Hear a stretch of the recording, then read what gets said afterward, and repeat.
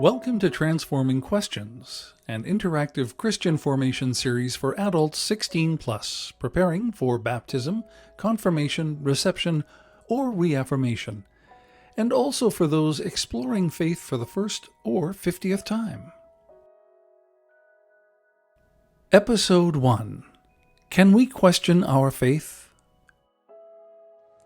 Many people operate under the mistaken assumption that doubt is the opposite of faith.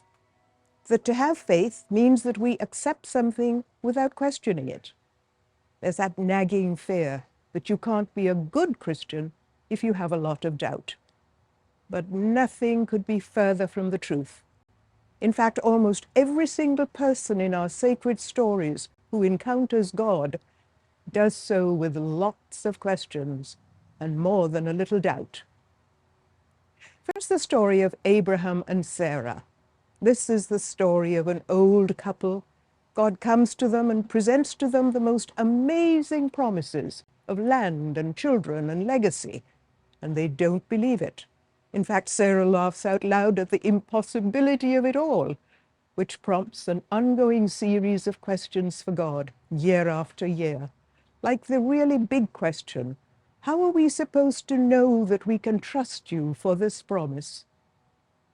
And we have Moses. When God comes to Moses and asks him to be the deliverer of his people, to take them out of slavery and into a new and promised land, Moses, filled with a sense of unworthiness, begins with questions, begins with doubt. He argues with God, and this is just the beginning of his arguing. He goes on arguing for the rest of his life and asks the big questions that go to the core of identity and purpose. They won't believe me, he says to God, and begs God to send someone else. Then there are the Psalms, the prayer book, if you will, of the whole Bible. The Psalms are full of faithful people asking questions of God. Generation after generation, the Hebrews prayed and sang these poems as individuals and worshiping in community to give voice to their most searching questions. Where are you? How much more can I take of this? And even, where can we go to get away from you? Churches and synagogues have continued to use the Psalms in the same way for the last 2,000 years. The Psalms are full of questions, full of doubts. Here are a few examples, beginning with Psalm 13, verse 2. How long must I bear pain in my soul and have sorrow in my heart all day long? How long shall my enemy be exalted over me? Rouse yourself. Why do you sleep, O Lord? Awake, do not cast us off forever. Why do you hide your face? Why do you forget our affliction and oppression? I lift up my eyes to the hills. From where will my help come? Where can I go from your spirit? Or where can I flee from your presence? The story of the young woman named Mary is one of the best known from the Bible. We hear this story in church every December. An angel appears to Mary and says, "You're going to give birth to Jesus." Her first response is a brief 4-word question. How can this be? Which contains what could certainly be described as considerable doubt.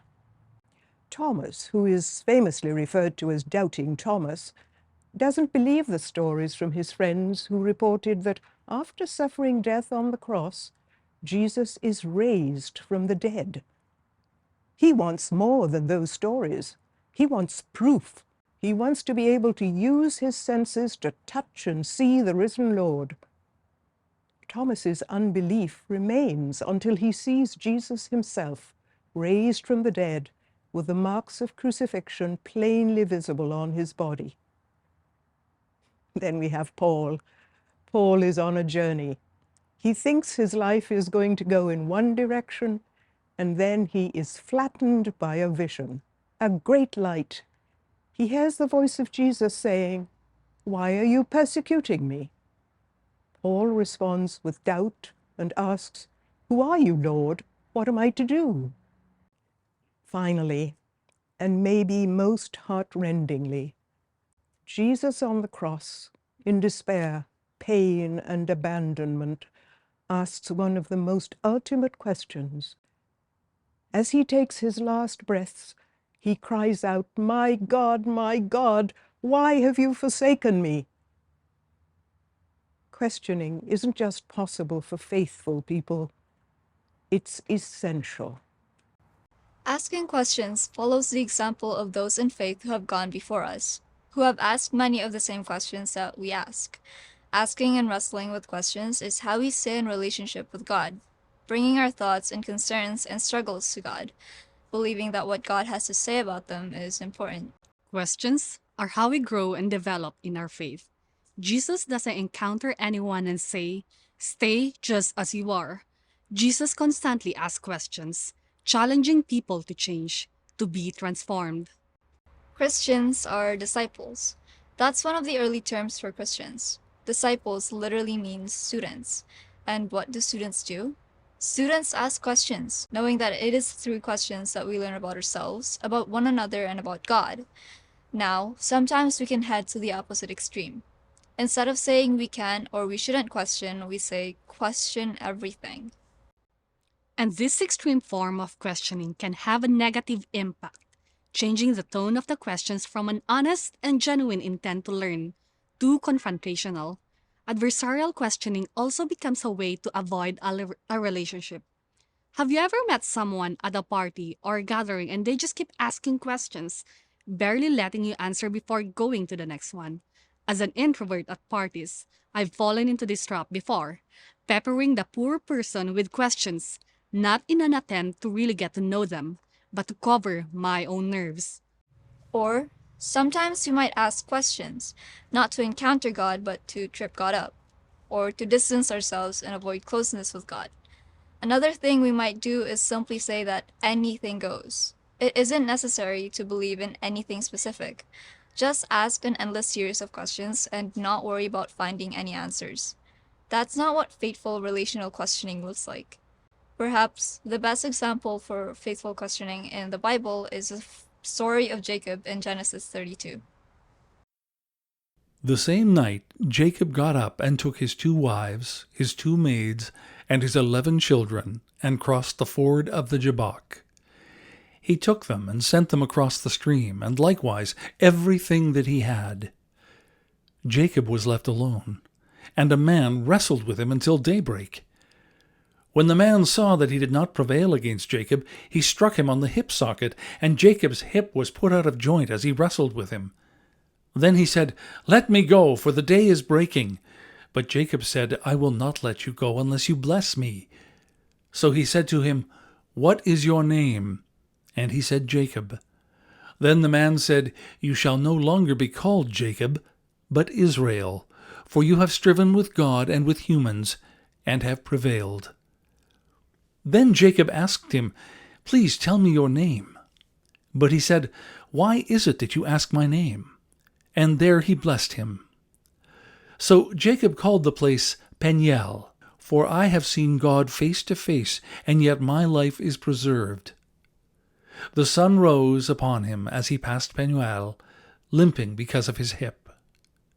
Immediately before this story, we are told that Jacob has left the house of his father-in-law and is headed back to face his brother, whom he tricked and deceived the last time they met. Jacob stays alone by the river Jabbok at night, and a man wrestled with him until daybreak. Jewish traditions has long held that Jacob is wrestling an angel, rather than a mere mortal. Jacob himself seems to think that the person that he wrestled with was God. Following this encounter, he claims that he has seen God face to face. All night long, Jacob wrestles with this representative of God. And as he wrestles, he asks questions. He asks God for a name. He asks God for a blessing. All night long, Jacob wrestles with God, holding God close in spite of the exhaustion and frustration not letting go. That kind of wrestling is exactly what faithful questioning of God looks like. It isn't lobbing questions like missiles from a distance, seeing if they hit the mark, never waiting for a response. It isn't letting go. walking away and saying none of it matters. It's not a hands-off, no contact, long-distance activity. Faithful questioning is wrestling. It's sweat, breath, and blood up close and personal.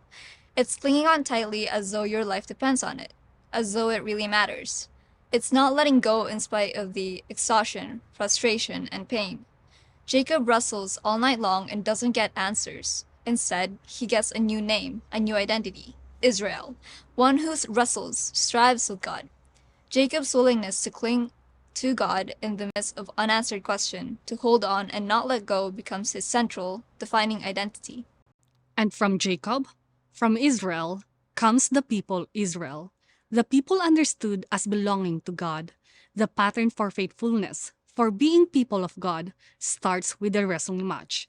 God's people are called to be God wrestlers, willing to ask questions, to encounter God, and to not let go, no matter what. As Christians, the dilemma isn't whether we should or can ask questions. We should, we can, we must. But how to ask questions about our faith? How do we ask questions of God? And what sources help us to wrestle with those questions and possibly find our way to answers? A good answer is that we ask questions in community. Contemporary sociologists report that a series of studies have been done on ideal class size in schools. Those studies found that while a class that was too large was detrimental, so was a class that was too small. This is partly because in a class, students learn not only from the teacher, but also from one another. Among many indigenous cultures, learning is always embedded within relationships of family, community, land, and ancestors. Learning in community is fundamentally true in the life of faith as well. And it has been from the beginning. Jewish rabbis gathered in groups for teaching and debate. The earliest Christians gathered to worship, pray, and learn in community. As people of faith, we learn by asking questions together. Asking questions in community reminds us that we're not alone, that all faithful Christians have questions and doubts. Helps us to seek and find support in the process of discovering God and growing in our faith. Helps us to learn from one another, from others who inspire both insights and further questions. We ask questions of God, believing that God is big enough for our questions. Because if we aren't asking our questions of God, then we are turning to other sources, culture, our own brains, etc. While those sources aren't bad, they are limited. Now, you wouldn't consult a math textbook for an answer to a history question, would you? Or observe the stars to learn how to knit. Our questions about faith and God should rightly be addressed to God. We ask questions consulting a variety of sources. In our tradition, we don't believe that there's one-stop shopping for the answers to our questions, if there are, in fact, answers to be found. It's not enough to quote one isolated verse from the Bible. It's not enough to say, the church has always done it that way. It's not enough to say, I think, my brain tells me it's the right thing. As Anglicans, we believe that we are called to consult at least 3 sources together as we explore questions: Scripture, tradition, and reason. These 3 sources are often compared to a 3-legged stool. You need all 3 of the sources to balance one another. Both our questions and our answers are nuanced and complex, so the sources we explore are as well. For it is the sources in conversation with one another that might help us discover what God is saying, how God is calling us. We do this so that not only our answers, but also our exploration is balanced and rich. As we take this journey, we will be asking a lot of questions, and that process is not the opposite of faith. It is part and parcel of what it means to be faithful. So bring your questions and doubts. You are not alone in them. Be ready to discover surprising things. Sometimes you'll discover an answer, possibly one more difficult and demanding than you had hoped. And perhaps an answer simpler and more surprising than you thought possible. Sometimes you'll find more questions, asking for deeper engagement, drawing you further in faith. You'll find the company of the presence of God, hearing your questions, even those in the silence of your heart, and the company of companions, fellow students who will remind you you're not alone, challenging you with their own questions and thoughts. Perhaps the transforming question is not, can we question our faith? But rather, how can we question faithfully? I believe. Help my unbelief.